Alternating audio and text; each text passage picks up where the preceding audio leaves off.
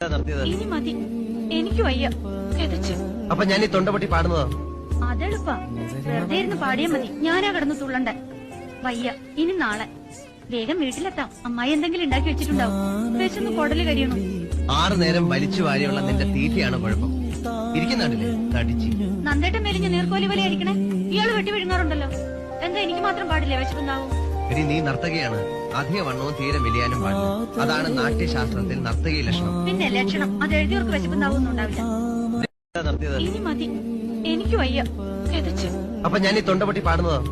അതെളുപ്പാ, വെറുതെ ഇരുന്ന് പാടിയാ മതി. ഞാനാ കിടന്ന് തുള്ളണ്ടേ. വയ്യ, ഇനി നാളെ.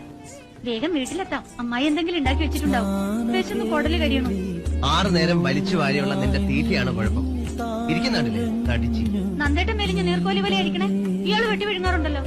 എന്താ എനിക്ക് മാത്രം പാടില്ലേ വിശപ്പുണ്ടാവും? എടി, നീ നർത്തകിയാണ്.